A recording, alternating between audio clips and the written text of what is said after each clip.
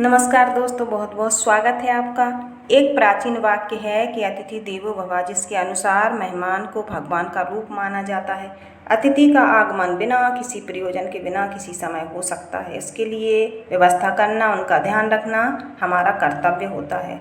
ऐसा माना जाता है कि जो व्यक्ति अतिथि के लिए पैर धोने के लिए पानी देते हैं वे कभी यमलोक नहीं जाते, उन पर कभी मुसीबतें भी नहीं आती।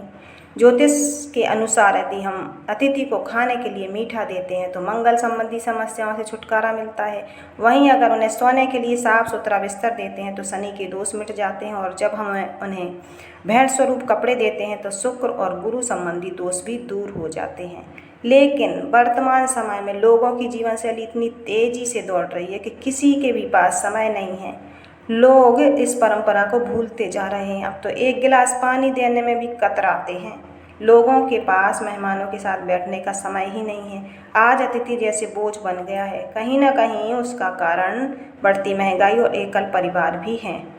पहले अतिथि देवो भव, अब तो लगता है अतिथि कब भगा। अच्छा, एक कंजूस आदमी था, उसके घर में मेहमान आ गए। अब मेहमान आ गए तो खाना भी बने। उसने अपने बेटे से कहा कि अब शाम के खाने के लिए मेहमान के सामने पूछने के लिए आना।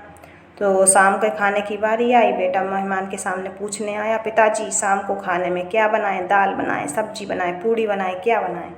पिताजी बोले, शाम का खाना? अरे अभी तो मेहमान के साथ खाए थे।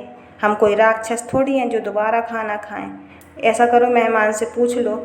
अब मेहमान हाँ कह दे तो मेहमान समझो राक्षस। मेहमान थोड़े सोचा, फिर बोले कि हाँ हाँ अभी तो खाया था, अब क्या ज़रूरत है खाने की। मेहमान ने कुछ नहीं कहा खाने के लिए। अब मेहमान जाने का नाम ना ले। पत्नी ने कहा ये तो जा ही नहीं रहे, अब क्या करें? पति बोले और खिलाओ बना बना के, कहाँ से जाएंगे? पत्नी बोली एक उपाय है। पति बोला क्या? अच्छा, वो उपाय है कि मेहमान हो, जुकाम हो, ज्वर हो, यानी ज्वर जुकाम और पावना, इनको एक उपाय, और लांगन दे दो तान के, फिर ना वापस आए, लांगन करा दो। अब घर में बने तो कैसे लांगन करा दें, है ना, कैसे ना दें? पति बोले ऐसा करो, झूठ मूठ की लड़ाई कर लो, ना रहे बांस ना बजे बांसुरी। झूठ मूठ की लड़ाई होगी, ना खाना बनेगा तो कहाँ से देंगे? अब लड़ाई होने लगी, दोनों लड़ने लगी। पत्नी जोर जोर से रोने लगी, बोलती आज हम खाना ही नहीं बनाएंगे। ये बातें मेहमान सुन रहे थे। मेहमान ने सोचा जब इनको ना मिले तो हमें कहाँ से मिले। उन्होंने अपना झोला उठाया और जाने लगे। पति ने देखा मेहमान तो चले गए।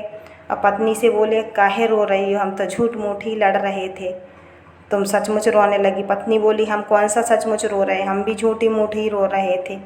इतने में उन्होंने देखा, थोड़ी देर में मेहमान वापस आके खड़े हुए। बोले हम भी झूठ मूठ ही गए थे, हम कौन सा सच में गए थे। आज ये स्थिति है।